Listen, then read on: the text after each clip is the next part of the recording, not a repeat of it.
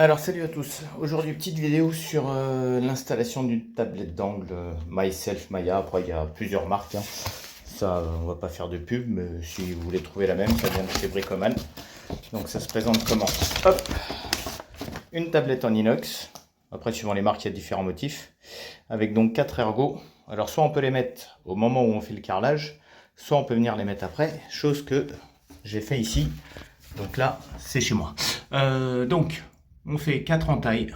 1, 2, 3, 4. Donc moi j'ai pas utilisé de tronçonneuse parce que ça fait trop de poussière. J'ai utilisé, voilà, je sais même plus comment ça s'appelle ce système. C'est une machine oscillante, c'est un coupe-tout, enfin voilà, avec différentes lames. Donc j'ai pris la lame pour le carrelage. Hop, au départ j'ai commencé avec celle-là, une vieille, hein, pour abîmer un peu le ciment. Et après du coup les entailles pour que ça puisse passer tranquillement. Voilà, j'ai passé celle qui est diamantée là.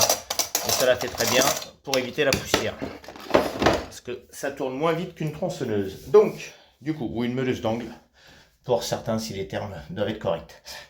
Du coup, hop, maintenant cette plaquette, hop, on va la prendre, je vais vous montrer. Ploc, ploc, ploc, ploc. Donc j'ai bien dégraissé, hein, avec de l'alcool à 90 tous les angles. Donc voilà, la tablette elle vient là. Avec une main, c'est moins pratique. Voilà. Hop. Donc, elle est en place. Donc après, on vient faire déjà, quand on met la tablette en place, on met du silicone à l'intérieur des trous qu'on a réalisés. Et ensuite, au moment de faire le silicone, donc on balance le silicone au-dessus, en dessous. On fait pareil ici. Et après, on vient passer, comment dire, le produit miracle. Pour ceux qui ne savent pas ce que c'est, vous allez voir la vidéo de réalisation joint d'une baignoire et vous allez comprendre automatiquement parce que le principe va être le même. Donc je vous montre après la fin. Donc je vous reprends. Donc voilà ce que ça donne niveau joint silicone. Voilà. Donc là au pire si on veut, on passe juste un petit chiffon pour enlever l'excédent.